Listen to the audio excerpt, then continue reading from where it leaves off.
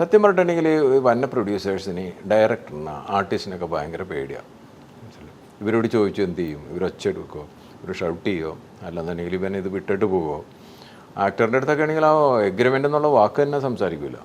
ഇനി അത് ചെന്ന് കഴിഞ്ഞിട്ടുണ്ടെങ്കിൽ ഇവരെന്താ വെച്ചാൽ ഓരോ മിക്ക ആക്ടേഴ്സിൻ്റെ ഞാൻ പറയണത് അത്യാവശ്യം ബിസിനസ്സുള്ള ആക്ടേഴ്സിന് മുന്നിൽ ഇഷ്ടംപോലെ സിനിമകൾ ഇങ്ങനെ റെഡി ആയിട്ട് നിൽക്കണം. അപ്പോൾ അങ്ങനെയുള്ളൊരു ഒരു ആക്ടർ ഒരു ഡേറ്റ് വന്നു കഴിഞ്ഞിട്ട് ഞാൻ അവൻ്റെ അടുത്ത് ഒരു എഗ്രിമെൻറ്റോട് സൈൻ ചെയ്യുമെന്ന് പറഞ്ഞു കഴിഞ്ഞാൽ അവൻ ചിലപ്പോൾ ഗെറ്റ് ഔട്ട് അടിക്കും. അതാണ് ഇവിടെ സംഭവിച്ചുകൊണ്ടിരിക്കുന്നത്. അപ്പോൾ ആരും അതിന് റെഡി ആവണില്ല.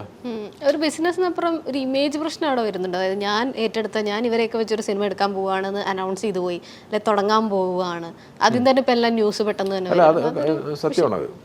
പിന്നെ വെച്ചിട്ടുണ്ടെങ്കിൽ ഇവരോടുള്ള ഒരു ആരാധന ചിലപ്പോൾ ഒരു ഇത് കഴിയുമ്പോൾ നമുക്കൊരു ഇവരെങ്ങനെ ആയിരിക്കും ഇത് ചെയ്യാൻ പോണത് എന്ന് പറയും.